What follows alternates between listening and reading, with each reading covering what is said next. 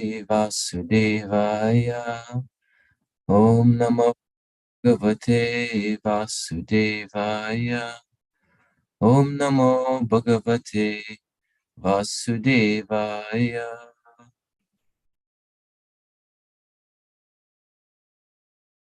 Nice to be with all of you again. So we're reading from Srimad Bhagavatam, Canto 10, Chapter 23, which is entitled The Brahmana's Wives Blessed. And we're reading texts 31 to 33.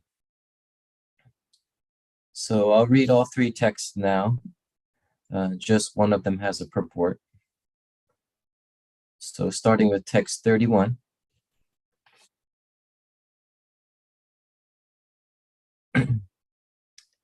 The Supreme Personality of Godhead replied, "Rest assured that your husbands will not be inimical toward you, nor will your fathers, brothers, sons, other relatives, or the general populace. I will personally advise them of the situation. Indeed, even the demigods will express their approval." In text 32, I'll read the Sanskrit translation and purport. Na priyateya nuragaya hyanga sango nirnam iha tan mano mayujjana achiran mam uvapyasta. So Krishna continues to speak to the wives of the Brahmanas. For you to remain in my bodily association would certainly not please people in this world, nor would it be the best way for you to increase your love for me. Rather, you should fix your mind on me, and very soon you will achieve me.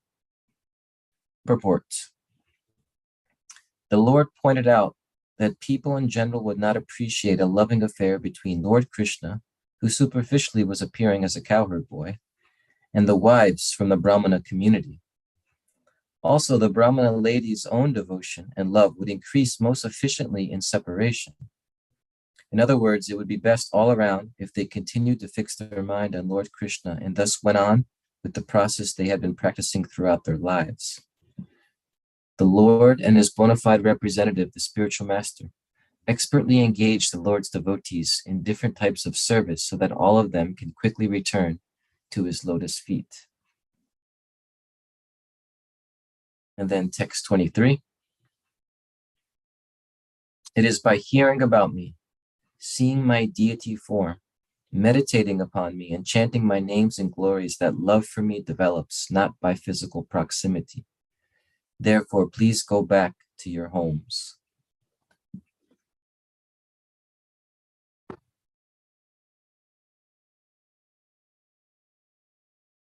Om Gyantimirandasya Gyananjana Shalakaya Chakshurun Militam Yena Tasmai Shri Gurave Namaha.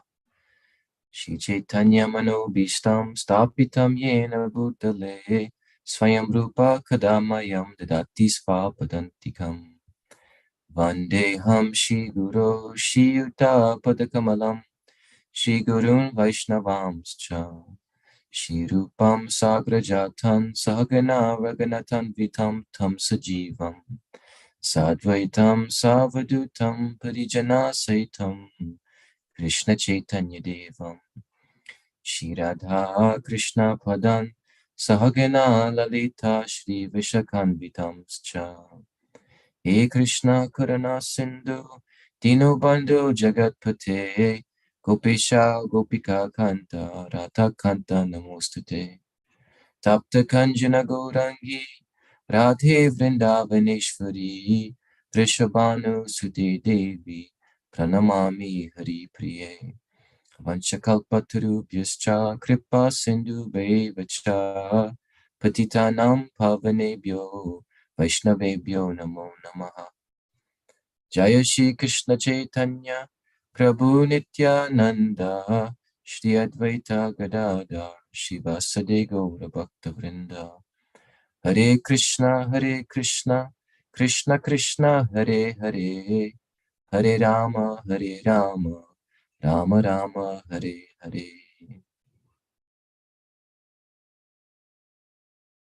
So beg for the blessings of the assembled devotees. Adi Purush Prabhu, ask for your blessings.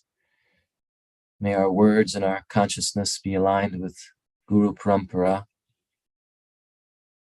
May the devotees be benefited by hearing Srimad Bhagavatam together.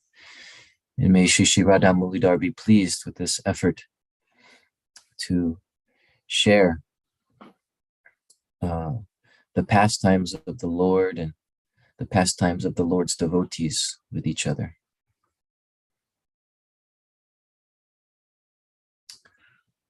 Hare Krishna.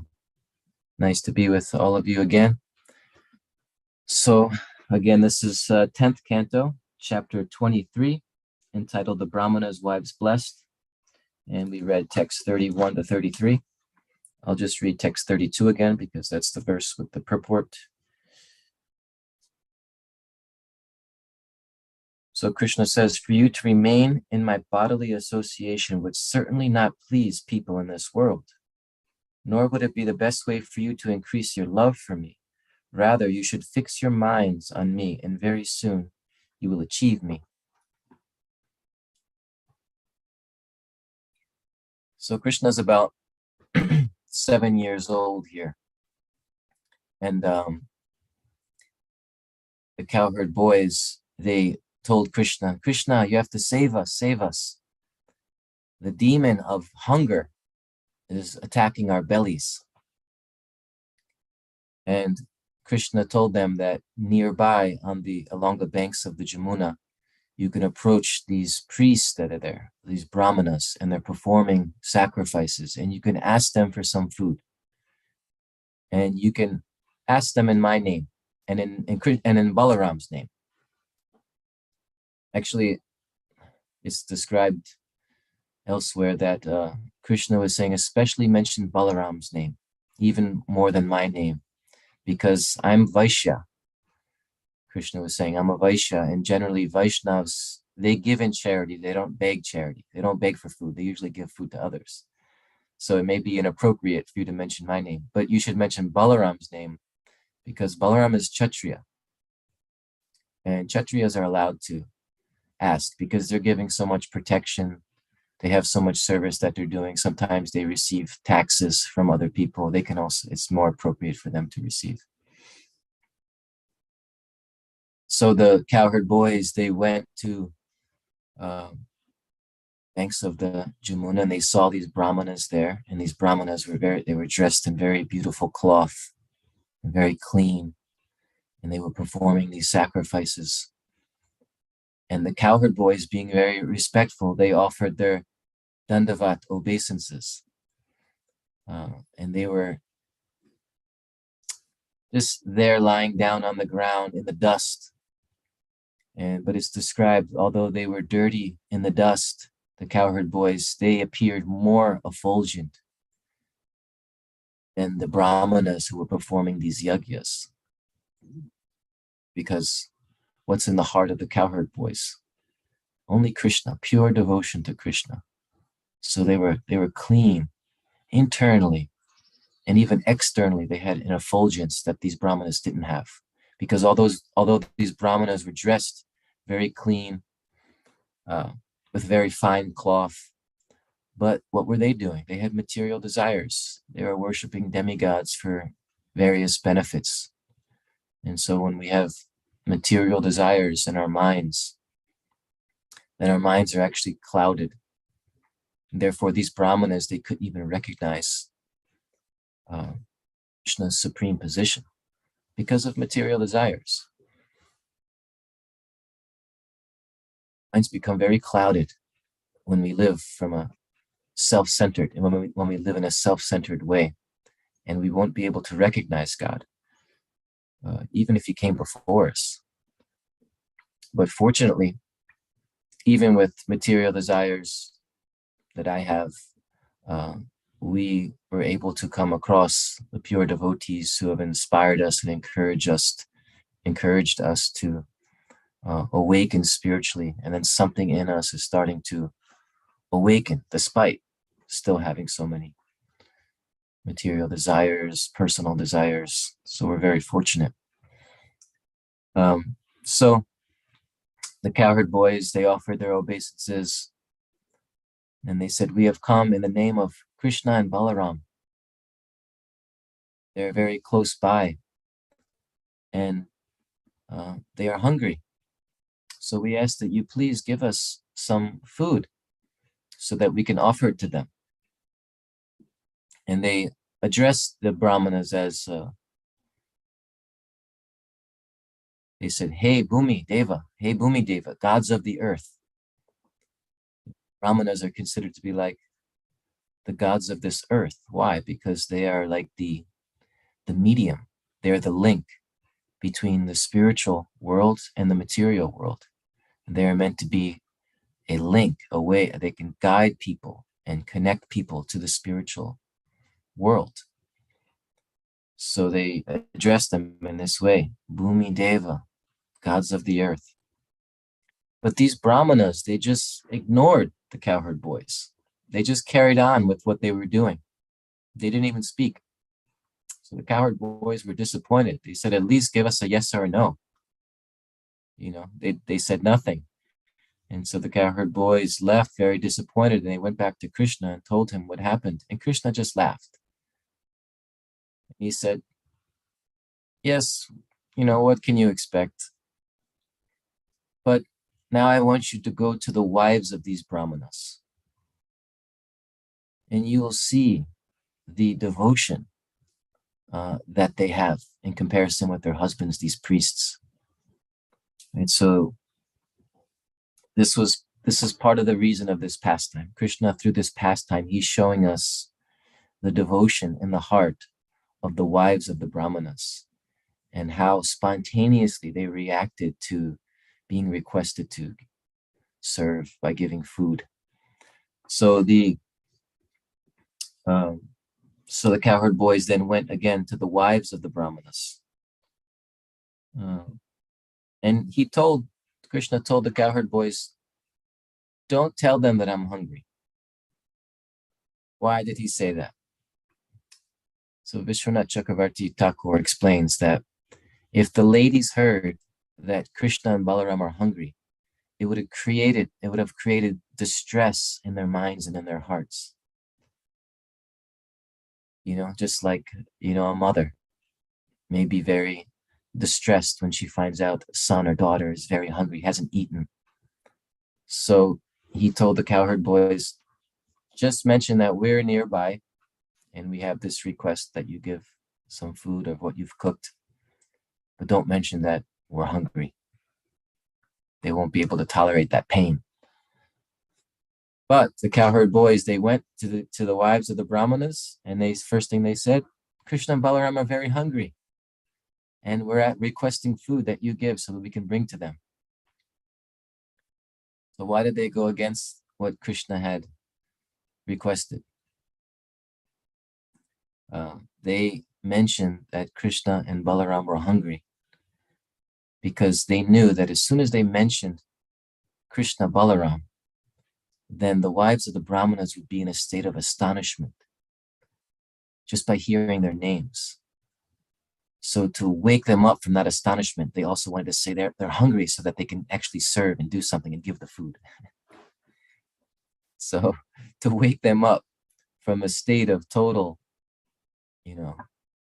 astonishment and wonder by hearing the name of Krishna, he's nearby, that would have been too much for them. So to kind of get them moving and get them active, and they're hungry, you have to give food. So they immediately just responded.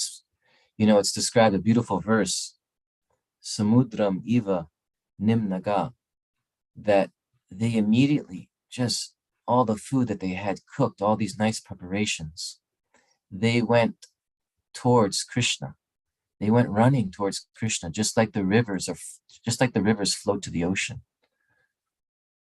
which is, the rivers just are spontaneously, naturally flowing towards the ocean. In the same way, they were running through the forest, just like rivers in the forest, going to the ocean, going to Krishna. And their husbands and other people tried to stop them because this was, quite a scene. These ladies who are married are running through the forest with food out of spontaneous attraction to Krishna. And their relative tried to stop them. Stop, what are you doing? But this had no effect. It's just like rocks that are in when a river is flowing and there may be some boulders or rocks, but it doesn't stop that river from flowing. The water just finds a way to go around it. Nothing can stop that river.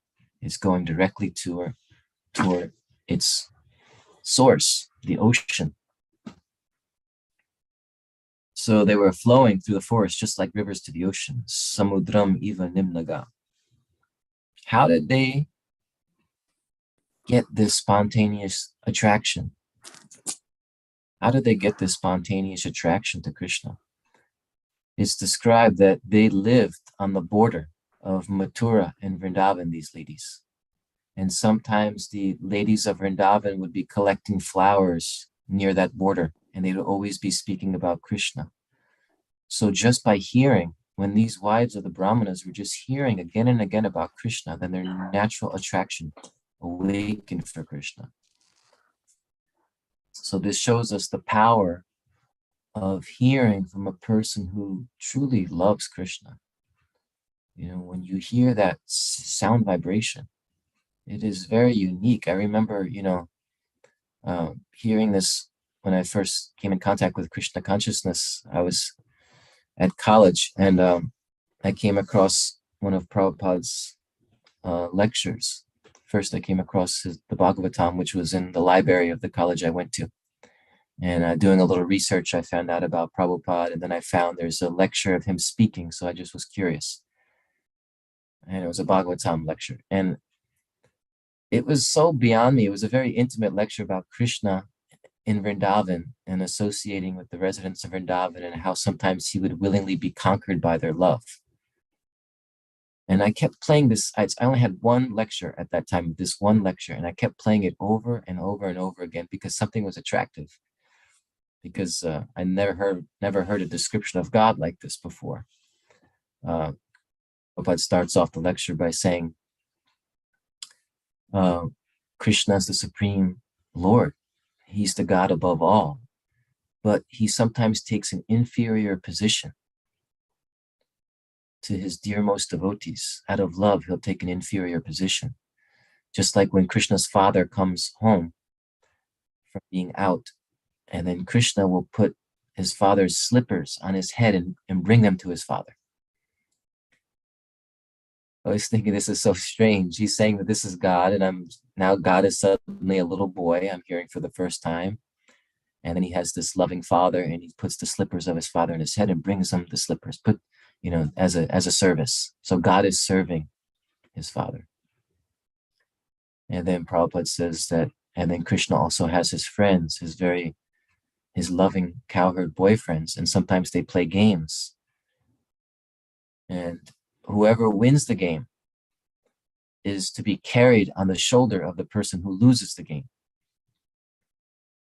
As like a victory, there's like a victory lap. When you win, then the person who loses, they have to carry you around. You are the greatest. And he said Krishna would lose. Krishna would sometimes lose, and he would very happily carry his friends on his shoulders. And Krishna enjoyed that.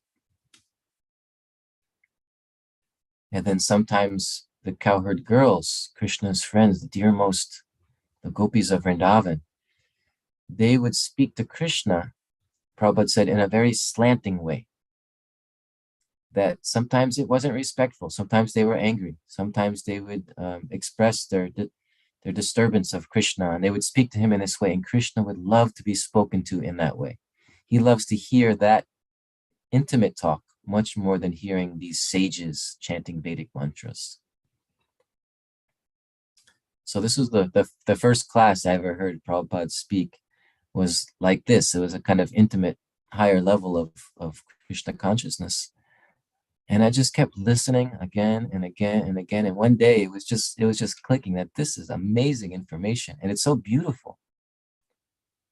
It's so beautiful that it must be true. Because what's the ultimate truth? What's the ultimate reality? It must be intimate love. It must be God exchanging pure love.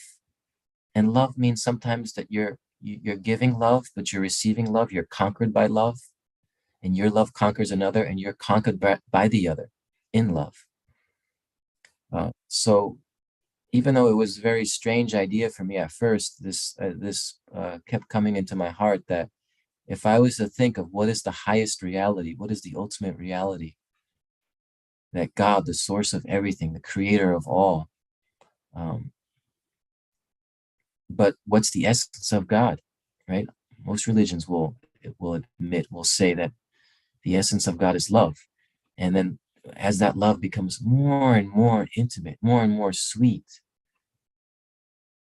then God also is controlled by that love.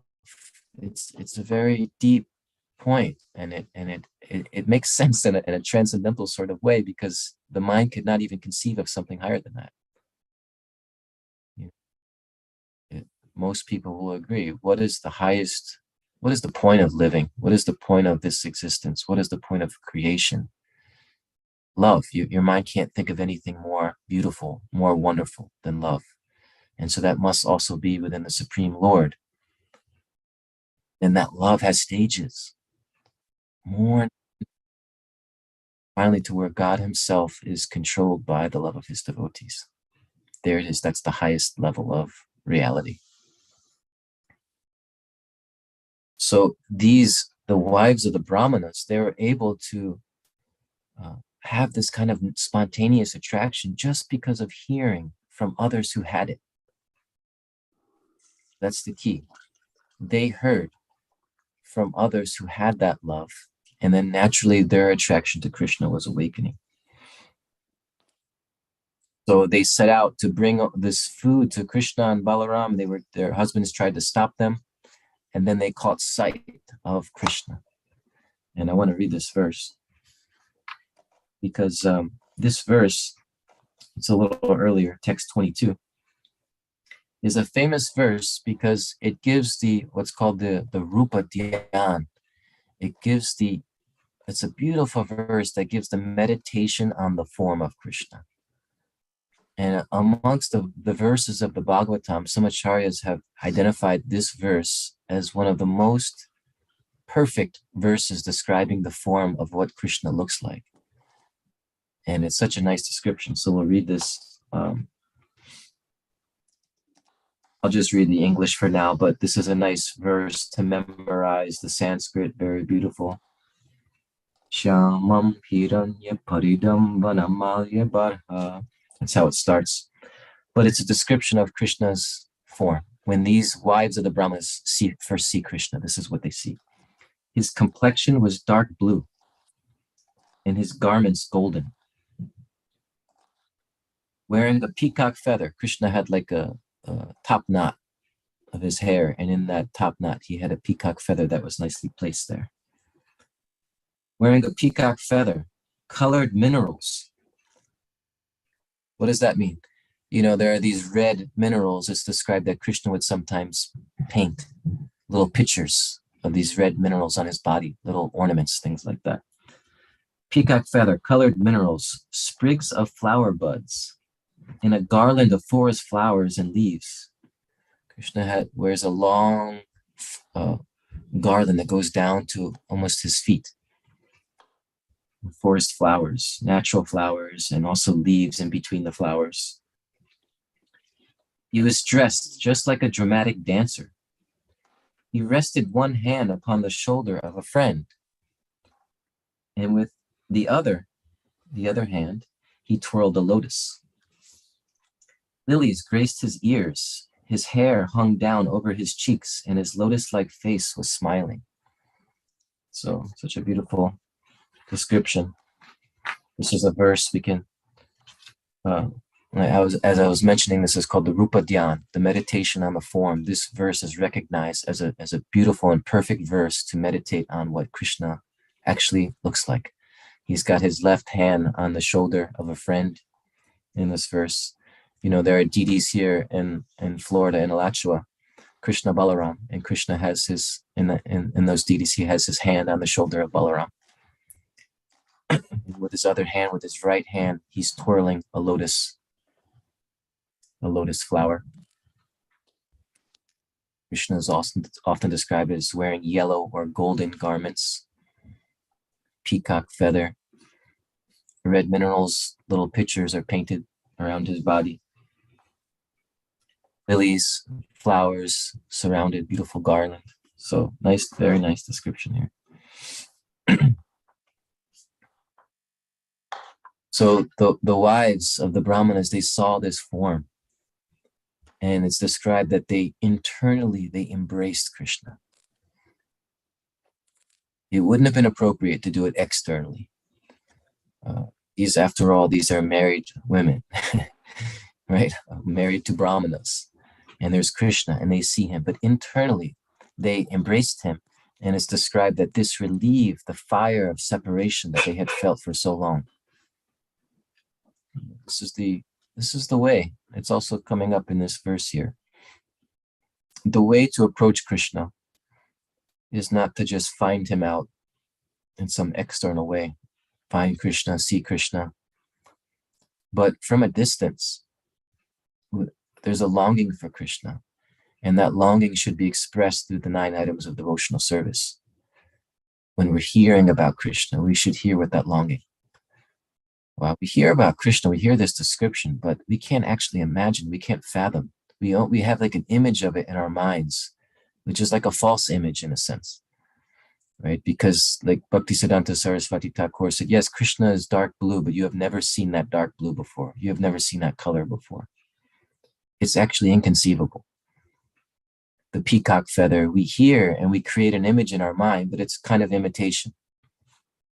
It's us kind of imagining it. But the real way to see Krishna is when from a distance we're sincere in hearing and chanting and serving, then Krishna reveals his form to us, and then we actually see. So we can't just project an image from our minds, but still we're encouraged to hear these descriptions and to just imagine, but we should imagine in such a way that we should know that my mind is coming up with something here. But the truth is, when Krishna is pleased with devotion, with service, with my persistent determination, my enthusiasm, my patience, when all of that is in place and I go on and on for many, many years, as long as it takes, when I'm willing to go on in this way, as long as it takes, when Krishna is pleased, he will show this form to me. And it's nothing like I imagined. It's completely transcendental. It's completely ecstatic in every way. So the wives of the Brahmanas, they internally embraced Krishna, and the separation in their heart was relieved. And then what did Krishna say? Very interesting. He didn't fully reciprocate with this mood. He spoke in a kind of formal way. Oh, welcome, ladies, you have come to the forest to see me. Welcome. Now, please sit down and be comfortable. And what can I do for you? It's very appropriate that you've come to see me because, after all, I'm the soul of all living beings.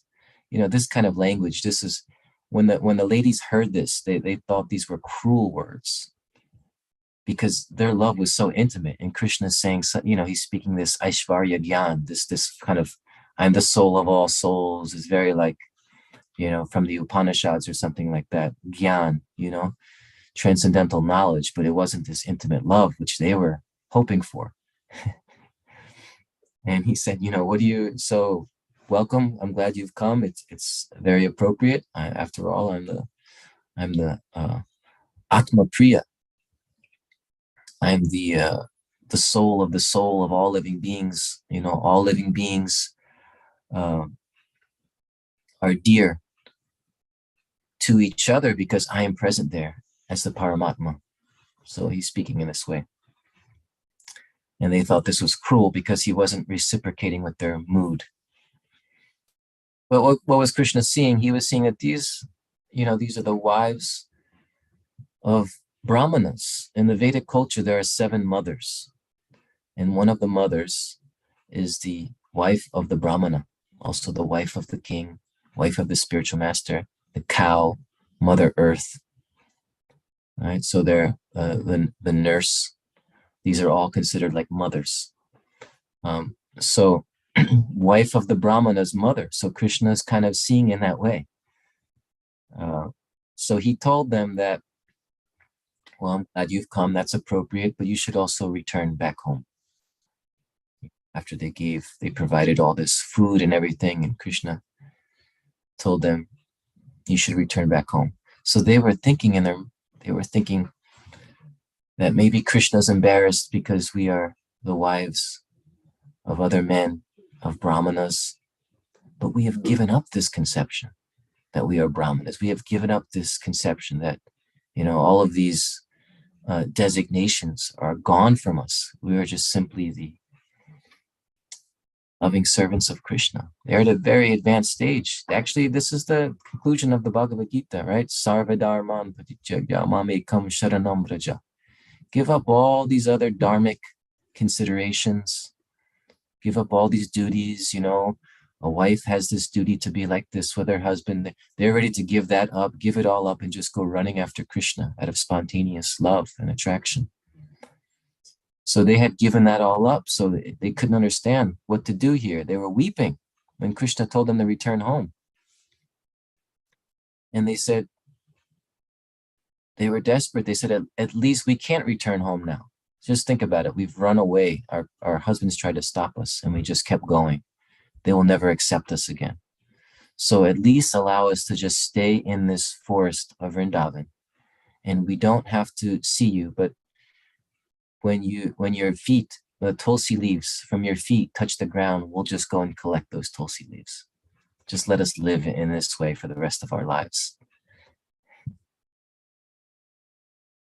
But Krishna encouraged them, no, it'll be okay. You can go back to your husbands. They will accept you. Everybody will accept you. I will inspire them to accept you. Right? He says in text 31, which we read today, Mayopata. He tells these ladies that rest assured that you can go back, you will be accepted, everything will be fine. Because when the Brahmanas were doing these yagyas, the devatas, the demigods, appeared, and they told the Brahmanas that you are so fortunate, your wives have this spontaneous love and attraction to the Supreme Person. You are not able to recognize it, you Brahmanas, but your wives are very glorious. So the Brahmanas, hearing that from the demigods, could understand that our wives are, we were unsure of their behavior, but in actual fact, they are much more advanced than us. They are like our gurus. So that was arranged by Krishna, that the Brahmanas could understand, to accept them when they came back, their wives.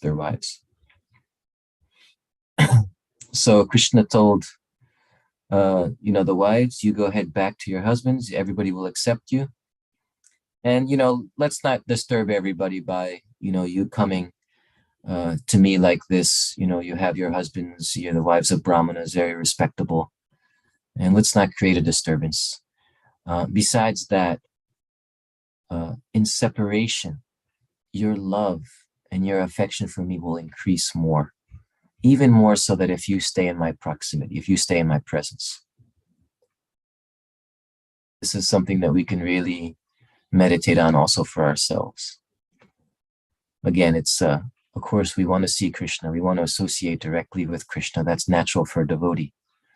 But how to attain that position is from a distance. From a distance, we do everything. The next verse, it describes, text 33, Shravanat. Shravanat means by just hearing. Be distant from me. You don't have to be right next to me, but from a distance, you hear about me. Darshana. This means here that by worshiping the deity form, by taking darshan of the deity. Dhyayanat, by meditating on me from a distance. And anukirtanat, by doing kirtan, chanting my names. By this process, and he says, na tata sanikarshena, and not by the process of being close to me, not by physical proximity. This is the process by which you will attain me and increase your love. Your love will increase. So this is what Krishna is encouraging the wives and also encouraging us, that we remain enthusiastic and patient and confident, serving Krishna from a distance, further and further away. Actually, a devotee likes to go further and further away. What does that mean? It means that instead of serving Krishna directly, I will serve the servant of Krishna. But go further away, then I'll serve the servant of Krishna. I'll serve the servant of the servant of the servant of Krishna. No, I want to serve the servant of the servant of the servant of the servant of the servant of Krishna. No, I want to go further back. It becomes ecstatic. It becomes an ecstatic mood that you feel totally unqualified to get anywhere near Krishna, but from a far, far, far, far distance, you will go on with your service. And you will serve the devotee who's right in front of you. Maybe not even an advanced devotee, maybe the neophyte devotee. How can I serve you? This becomes an ecstatic mood for a devotee. Krishnadas Kaviraj, when he's writing the Chaitanya Charitamrita, this incredible spiritual masterpiece, as an old man, his hands are shaking, he can hardly write. But in the beginning of that book, when he's writing, he's offering his obeisances to the new devotee who's reading the book. That's us. I fall at your feet and offer my obeisances. Bless me. Bless me by reading this book that I'm trying. What I'm doing, I have no qualification, but the Vaishnavas have asked me to write this book. So I'm totally unqualified. I'm practically on the verge of dying. So therefore, the readers, please bless me by reading this. So that's Krishnadas Kaviraj, the greatest of the Vaishnavas. So a devotee, we can't even fathom how humble. So very far away, he's encouraging the wives of the Brahmanas here. Just trust me. You go back home. You go on with life, with your various duties in life. Again, this is for us too, right? We go on with our responsibilities, our duties in life.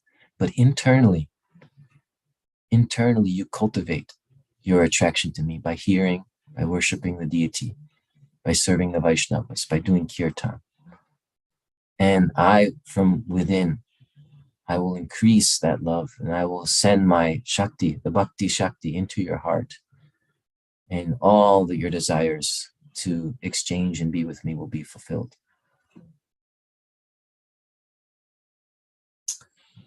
So that's, we'll stop here for today. Just thought it'd be nice to share the whole pastime. To again, just absorb our minds hearing about Krishna. These beautiful pastimes are very sweet, very insightful also for us. And we can, the Brahmanas here too, they're redeemed in the end because they start to repent that they could not recognize Krishna and Balaram came right before us and we did not have the ability to recognize it. But we have these glorious wives. They appreciated their wives after this. They offered, in fact, when the wives returned home, these Brahmanas bowed down to them. You are our gurus. We appreciate you. We see now your pure devotion. Meanwhile, we have so many material desires. So they lamented, they repented, and they recognized pure devotion and loved it and admired it. So those Brahmanas also, we can see by doing that, they're on their way as well. So for us, we're more like the Brahmanas in a sense. We have material desires, we have different fears. The Brahmanas didn't want to go see Krishna because they feared that Kamsa would be after them. So even though they can start to sense now that Krishna is the Lord, but still there was fear blocking them from going to see him. So we may also have our fears. We may also have desires, but if, like the Brahmanas, if we can at least appreciate those who have pure devotion, take them as our gurus, serve them, and repent in our hearts, lament that, oh, I'm filled with this egoistic consciousness. Krishna, please allow me to enter into your pure devotion, just like your pure devotees. So in this way, we are more like the Brahmanas than the wives of the Brahmanas here. But they also have a chance, and they're also being redeemed by their response after this whole pastime. Krishna was merciful to them as well. So thank you. We'll stop here. Any thoughts, reflections, corrections? Thank you. Thank you, Ghanashyam Prabhu. Bow down to your wives, everybody. Appreciate the devotees who are in front of you. Okay. Thank you so much, Ghanashyam Prabhu. Haribo, thank you. Ghanashyam Prabhu, Hare Krishna. Hare Krishna. Yeah, Ghanashyam Prabhu. Hare Krishna. Thank you so much, Prabhu.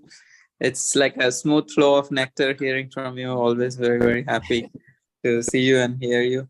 Especially appreciated the point of being the servants of the servants from this, like how you derived that lesson from this pastime. So thank you so much. Thank you very much, Prabhu. So nice to hear your voice. Missing you. We see Gail has a question. Gail. Oh, Ghanashyam, this class was so exciting for me. Oh my God. I'm glad. Because I had two super soul experiences in this one class. Because because this morning only, before your class, I was meditating heavily on 2 points only, and you addressed both of them. So the first one was because I was inspired somehow to read one of Damodar Maharaj's Monday morning greetings articles, right? And in that article, he spoke to your statement that, when you were hearing over and over again Srila Prabhupada's lecture, that, the sweetness of the description of Krishna, you were saying that this must be God, right? And so in Damodar Maharaj's article, he describes the story of his godbrother, Srila Prabhupada's godbrother, who was named Sadananda.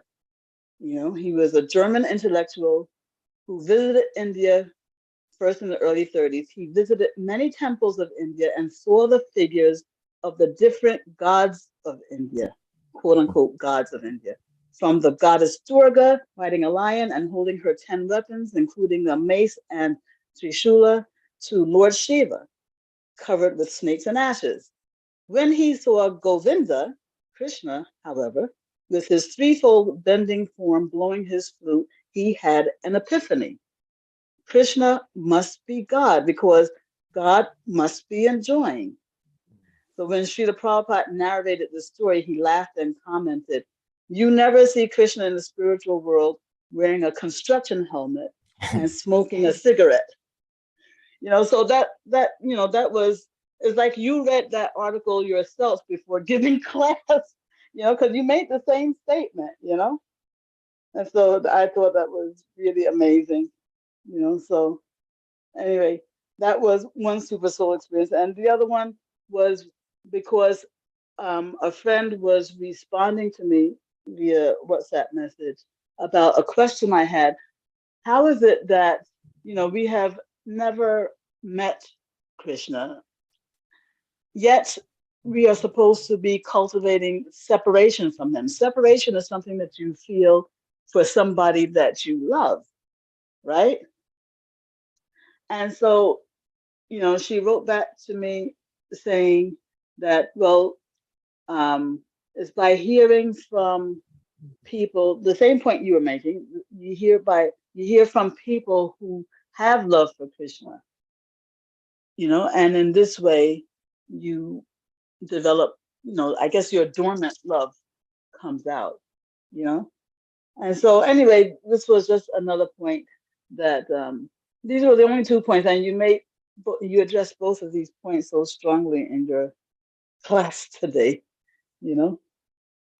So anyway, that's why it was so exciting today. Amazing, Gail. Thank you. Thank you for sharing. Yeah, I was thinking too, this point you mentioned of how could we become attracted to Krishna if we've never actually. Yes, please expand. Yeah. Well, here's one thing that could be said about that is that it's not the reason why. You see, we're already attracted to Krishna, but it's vague right now because we're all attracted to things like happiness and love and freedom. and Prashadam. Prashadam. Yeah, you know, there's already some like part of us that is reaching out for something, and in the beginning it's very vague, but actually that is the attraction for Krishna, because he's the embodiment of everything we actually desire. And the reason why we can do it even without, say, seeing Krishna is because his nature is to be attractive. So his nature draws us. It's not like should I do it or should I not do it? We can't help it, actually. Once we're more connected to our soul, we'll see that the soul by nature is being drawn to Krishna, because Krishna has this one quality. That's what the word Krishna means. Because Krishna's nature is attractive, therefore we long for him. It's like you know, the example of the magnet and the iron file. It's like asking the question, well, the iron file, why is it getting drawn to the magnet? Maybe it's never been around a magnet before, but why does it actually, the file can't help it, because it's the nature of the magnet to pull it towards itself, right? So it's not really a decision that we make, or I haven't seen Krishna, I have seen Krishna, how can I do it? It's going to happen automatically. It's already there now. It's manifesting as our desire for love, for happiness, for whatever we want to call it. It's some kind of vague pull. We feel a pull, and we're trying to find out what is that thing. We think it's sense gratification. We think it's other people, but actually it is God. And so it's vague in the beginning, but it starts to become more and more concrete. And then finally, you know, what does it become when it becomes more and more concrete? The absolute truth becomes more and more concrete. It's not an abstract thing like happiness.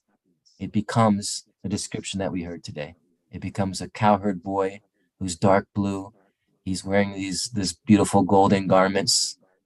He's so attractive. And then the soul is just drawn because he is attractive. So we can't help it. And there's no question of a decision on our part. There's a question of purification, and then the natural attraction manifests.